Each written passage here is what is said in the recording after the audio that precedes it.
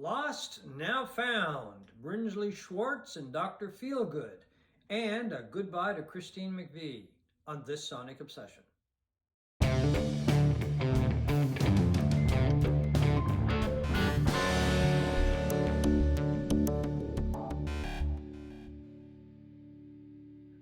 Hi folks, I'm John Whidden, and this is my friend Steve McLeod, and welcome to this Sonic Obsession. Today we are going to feature Lost, Not Found, our look from time to time at albums or artists that may have been totally forgotten or never really discovered. So I'm going to let you start off with Dr. Feelgood. Malpractice, 1975 it came out, and Dr. Feelgood and Brinsley Schwarz were at the vanguard of this pub rock movement in England in the mid to late 70s. I don't think it was a music genre characterized by sound so much as location. These were bands that toured constantly, playing pubs, halls, nightclubs throughout England, and honing their chops by playing live. And Malpractice is a perfect example of that. You know, John, how some bands just never are able to translate their live sound in the studio? Yeah. These guys walked into the studio with that ability. It sounds like a live album in the studio. It is steamy, sweaty, British R&B inflected rock and roll that just rocks from beginning to end.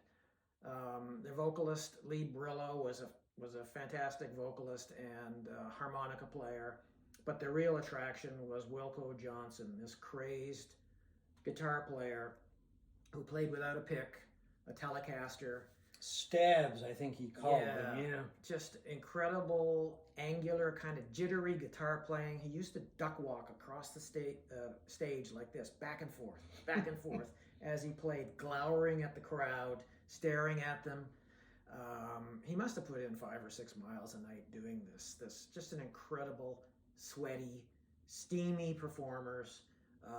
Just the kind of band that you or I would have loved to have seen. Yeah. Playing at the Misty Moon in Halifax in the mid-19th. On a Saturday night. On a Saturday night, cigarette smoke filling the place, and watching these guys with their take of American music. Yeah. This is the British version that came out on United Artists. There's a few covers on it. Muddy Waters song, who am I forgetting? Bo Diddley, I think. Bo Diddley song, and others a few other covers and also co-written songs. They had a very short but glorious career. Although there is a version of Dr. Feelgood who's still out there touring, apparently. None of the original band members are in that band. I don't know what's up with that. Brillo and Johnson had a very stormy relationship. Johnson left the band in '77. He went on to play with Ian Drury for a while, formed his own band, was diagnosed with pancreatic cancer in 2012. He wasn't expected to live long, actually lived another 9 years and died just recently, which unbeknownst to me at the time, on November 21st, 2022.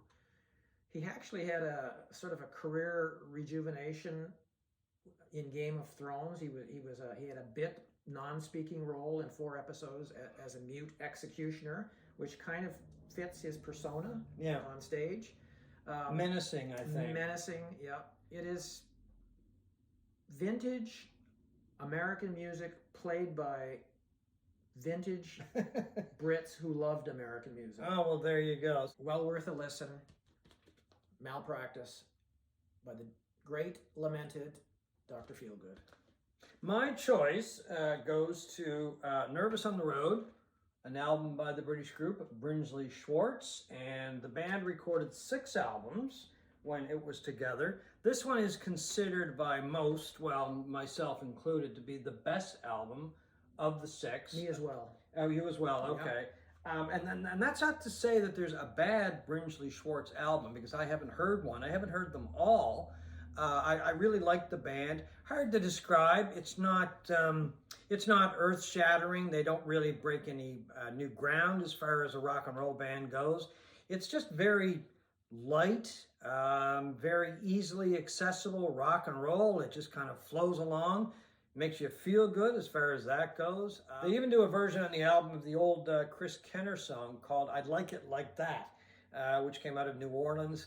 Just a really nice poppy sound, a lot of very upbeat. The whole album is like that. Bob Andrews, the keyboard player, has this ability to put in an organ break every once in a while, which really just kind of gives the sound that extra little oomph that it needs to kind of bring it up the sound of a lot of other different bands. They were just a really good rock and roll band, and I'm sure when you went to a pub to hear Brinsley Schwarz or a hall, you had a really good time, much like Dr. Feelgood. Not as raucous as Dr. Feelgood.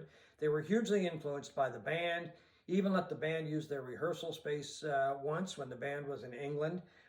Nick Lowe was a member of Brinsley Schwarz. He went on to a huge career, solo career, still recording, still touring, I believe. Bob Andrews, as I said, was the keyboard player. He played on a number of sessions. One of the biggest was "Get Right Back" by the American singer by the singer Maxine Nightingale.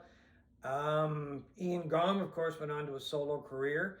The album was produced by Dave Edmunds at Rockfield Studios in Wales, and Lowe, of course, ended up playing with Dave Edmunds in the group Rockpile. Great album. They did one album called Seconds of Pleasure, which is a great album. And, you know, the sound of Rockpile and Brinsley Schwarz are not that far apart. No. Anyway, it's a band that unfortunately didn't make it that big, kind of stayed at a certain audience, I think, through its whole career. There was a fiasco when they came over to play the Fillmore in New York, and they had trouble getting in with visas and transportation, and they didn't have their gear, so they had to use borrowed gear. Some media was flown in from Britain, and that was a debacle because I guess there was a lot of drinking going on.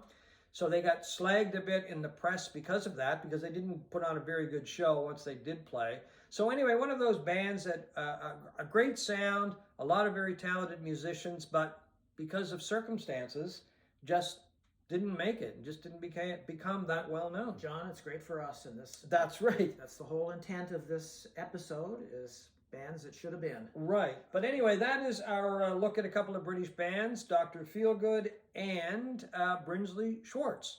And just before we wrap up, we want to say our goodbyes to Christine McVie, the keyboardist and singer and, of course, songwriter with Fleetwood Mac, who just passed away at the age of 79. Yeah, I mean, she was easily one of the biggest female singer-songwriters of the 1970s in that classic lineup of Fleetwood Mac. She co-wrote or wrote some of the biggest songs they ever had, and they became some of the biggest selling songs of that period in rock history. Wonderful voice, wonderful keyboard player.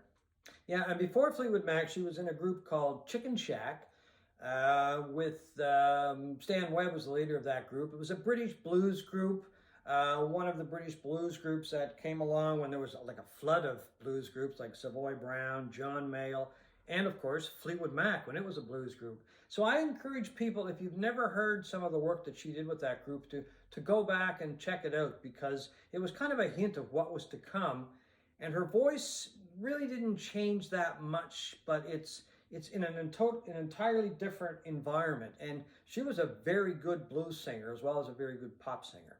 So that's our goodbye, and rest in peace to Christine McVie. And that is this Sonic Obsession.